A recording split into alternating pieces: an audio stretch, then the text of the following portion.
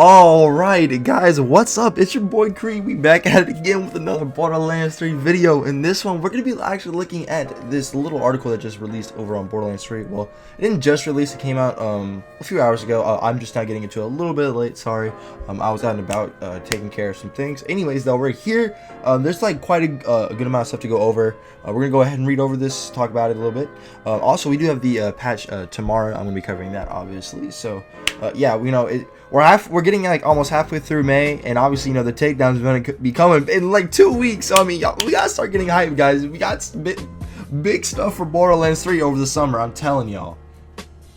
So it says on April 30th we released an update to Mayhem mode in Borderlands 3. Obviously, that is, they're referring to the Mayhem 2.0. Mayhem 2.0 was to provide a significant difficulty for those looking to create and test the most powerful Vault Hunter builds, while providing everyone a more engaging, dynamic, and fun end-game experience. Players experience levels, Mayhem levels, as a slider. Like initially, they wanted to use a slider as if you wanted to, you know, test yourself. Go ahead, you know, bump it up to Mayhem 10, like with all the different types of modifiers you could have and range up for. If you know, if you farm all this time for this specific piece of gear, you want to test it out. You know, is it performing as you would hope it would, or you know, is it not?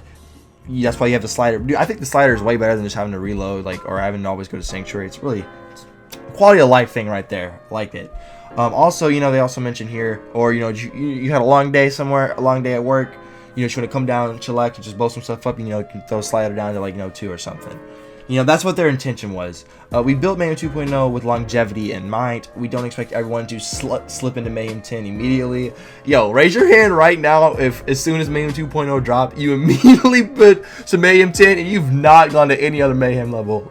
That's me personally. I know for a fact I have not played in any other Mayhem level except for Mayhem 10 since that day came out, bro. I don't know anything about, like, how, like, the enemies are in Mayhem, like 8, 9, 7, I don't know. I jump straight into Mayhem 10. Anyways, as we introduce more content, levels, and gear into the game, more people might find themselves comfortable at that level over time. Concerns over Mayhem difficulty, gear balancing, scale damage sources, and build diversity are among the concerns we've heard often most. Well, my bad. We'll address these and more over 2 phases and roll them out with the next 2 patches, so over the next 2 weeks. This is to ensure that the changes match our expectations in testing before you experience them. There are always unforeseen challenges when working on patches and hotfixes, so we will keep players posted on more concrete release timings as these updates continue to progress. And here's a look at the following things that they're going to be implementing. So we got phase 1 and phase 2. Alright, so let's go ahead. Alright, so here we go. Phase 1, stat scaling and gear. Phase 1 is going to focus on the feedback we received about the Mayhem level stat scaling and gear changes. We'll make these changes at the same time to complement each other. Obviously, with the upcoming Guardian theme takedown, we will lower the health, armor, and shield stat bonuses that enemy receives in the higher levels of Mayhem. We'll also adjust over and underperforming gear so that more gear is viable and balanced with the new lowered stat bonuses. Pretty sure they're going to be hinting towards the Yellow Cake nerf for sure. Found in Mayhem levels 7 and above. Okay, cool. Certain underperforming anointments will also see a buff with this change. Also, very good. This phase will also introduce a way to see which Mayhem level your weapons and gear came from. Thank you for putting the Mayhem level card on. Thank you for putting the Mayhem level on the weapon card, gear card. Appreciate that a lot. Thank you. You'll see a line that reads Mayhem level and the corresponding number of the Mayhem level where it dropped. Thank you, bro. Like, bro, the fact that bug was in on day 1 was so weird. I remember I was like, bro, what? You just gotta look at the damage and hope you can, like, you know, in your mind you just scale where that is in the Mayhem levels. Like, bro. You'll see this text in the game in the same area where anointment descriptions are. Cool. Phase 2, character balancing and build diversity. Let's go ahead and scroll a little bit down, get all of that. We don't need phase 1. Oops. Yeah, this will work. Phase 2, right? Phase 2 is going to focus on feedback. Once again, mentioning the word feedback and community responses concerning character balance and build diversity. That's definitely referring to things like Iron Bear, for sure. The goal of this phase is to give players the ability to create viable builds using their Vault Hunter signature action skills rather than having to use overpowered Mayhem 10 weapons. I like your thinking, Gearbox. I like, dude, the community of Borderlands is so smart, and Gearbox is really awesome because they are literally always making changes to this game based off the community.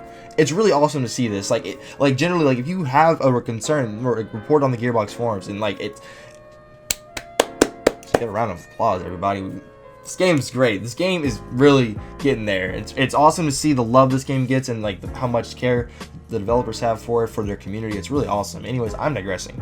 We are building a foundation from which the community can create new builds centered around gear or action skills. Cool. So you know my boy Flax Pet isn't gonna be so worthless.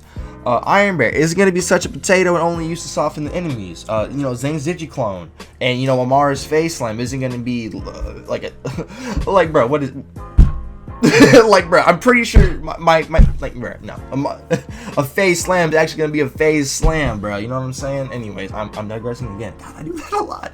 In this phase, we will scale non-weapon sources of damage in Mayhem 10. This will scale action skill damage, dope, including pets and Iron Bear.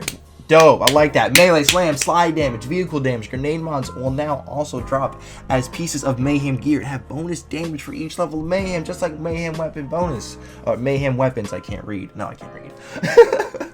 So now grenades are going to scale. Now this does kind of stink because, you know, so you're going to have to refarm for the anointments. I mean, it's cool. It's cool, you know.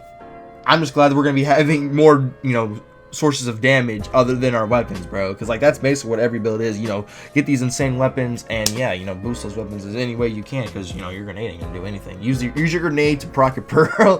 That's basically what's going on. At least that's what I'm doing. To give your action skills a bigger boost, we will also add skill damage to the class mods in this phase.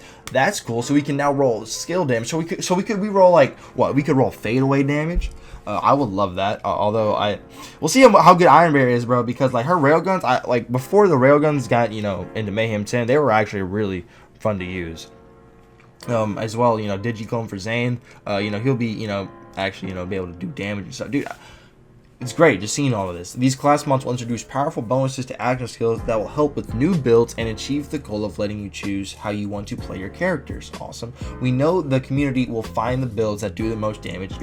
Yeah, you know but we anticipate a greater amount of builds made and played for fun after we make these changes. Awesome. Additionally, we will look at all anointments to enable a more even playing field between them all. Interesting. There's also the concern that chests and vending machines in Mayhem mode do not currently spawn gear for that Mayhem level. Yes, this will be corrected in the second phase. Okay. As it currently stands, we don't have the ability to change it right this moment. We are in the process of creating the data for this new functionality to work, and we'll need the time to test it along with some other changes. Awesome. So phase 1, we got stats scaling and gear, and then character balancing and build diversity in phase 2. Awesome. Then we have performance, stability, and quality of life changes, bro. Some people, I know some people like kind of underrate quality of life improvements, man. Like quality of life improvements. I remember back when I played Destiny, there was a lot of quality of life improvements that were implemented over time in the game. It just made it way better, such as a mantling feature. Sorry. Luckily, we have a mantling feature inside of Borderlands 3, which is awesome. Just a lot of funny bad moments came back in Destiny from not having a mantling feature. Anyways, let's actually get to what I'm here for. Performance and stability. We continue to prioritize game performance and stability. Our first step was identifying Mayhem modifiers that players reported as causing the most issues, then removing them via hotfixes until a later date. Since then, the reports of stability issues have significantly decreased. The changes that we'll make in these two phases will contain various Mayhem mode optimizations and restore previously disabled modifiers. Cool. Quality of life improvements. Let's do it. Unrelated to the Mayhem mode, they're going to be testing quality of life enhancements. Fight for Your Life will receive the improvements we highlighted on a previous Borderlands show coming in the next patch. A player's movement will slow while they are being revived, and the interactive radius around the down player will increase to prevent them from accidentally running away from their saviors. Awesome. Yeah, the reviving system in this game is so wonky, dude. Is really wonky. So seeing like mentioning of that getting improved is always a good thing. We will also implement a particle system to indicate more clearly when a player is being revived, along with new functionalities so that multiple players will be able to speed up the reviving process by all coming to a down player's aid. See? Cool. Encouraging people to work together and revive their teammates. I like it. I like it. Common feedback we receive is for named enemies to have their own drops. I'm going to scroll real quick. We are looking at making those changes and spreading out the loot pool in a future patch. This will coincide with an increase to the drop rate for dedicated loot. Awesome. Yeah, sometimes those dedicated enemies do not feel like they're dedicated at all. just saying. We want to ensure players have a use for all the iridium they've collected throughout the galaxy. The veteran rewards machine will receive a shipment of mission-specific rewards that players can redeem once a mission ends. In addition, you'll have a good reason to pull out the iridium fabricator, dust it off, and start shooting at weapons with your gun. Yeah, dude, I have not shot that thing in at least 6 months. We're considering ways to increase the rate of legendaries that the Iridium Fabricator can shoot out at the expense of more Iridium for each trigger pull.